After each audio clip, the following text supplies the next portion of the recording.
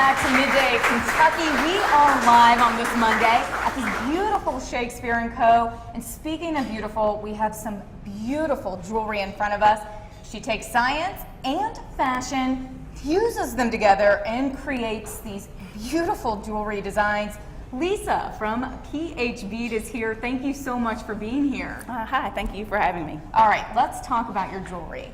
When and how did you start making these pieces? It's kind of a convoluted story, definitely unorthodox. I don't have any formal jewelry training. By training, I'm actually a biochemist. But when I was in graduate school, which was really stressful, my husband suggested I get a hobby. And I decided I wanted to start learning to make jewelry. So I started out just with stretchy cord and big wood beads, just like a kid. And I tried lots of different techniques and was always drawn to natural materials or things that could be recycled.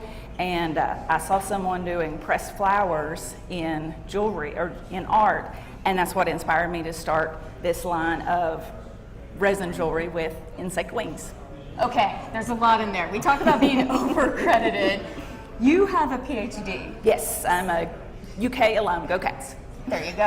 All right, so PhD inspired your name, which is so clever. Yeah, thank you. Yeah, actually, when I was still working in academics, we were sitting around just sort of joking, and somebody asked me what I was going to name my jewelry business when I started it, and just totally off the cuff, kind of being a smart aleck, I was like, PHbeaD. No, it's about as witty as you can get, and your creations are gorgeous.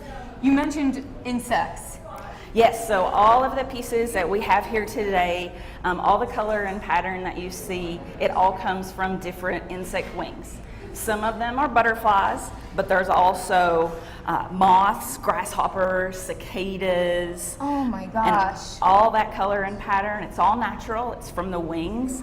I don't add any artificial dyes or enhance them in any way. This is the actual color of these wings. Yes, that's one thing that's really important to me. I want to preserve the natural integrity of the wings. The color, the pattern, everything is from the wings. That's why I always say Mother Nature and I make a good team. I am mind blown, and I agree with you. There is nothing more beautiful than nature. We can try as hard as we can to make something gorgeous, but nature is just where it's at. Where do you get these wings? So anything that I can find locally, literally dead bugs off the ground, repurposed into the jewelry. If we see you on the sidewalk, just let you Exactly. do your So thing. if you see me in the parking lot and I'm on the front of your car, I promise I'm just cleaning it, removing maybe just a butterfly. getting wings. just out for the wings. Yeah, and actually some of the locals are here in the tray that you might even These recognize. are actually local species. These are all ones that would be dead bugs off the ground. Yeah, we've got tiger swallowtail butterflies, buckeye butterflies, sulfur butterflies, and then probably the most recognizable, the monarch. The monarch. But I also use different species of moths, like the luna moth or the cecropia moth, and as well as cicadas. And the one aquatic insect that I use is actually a Dobson fly.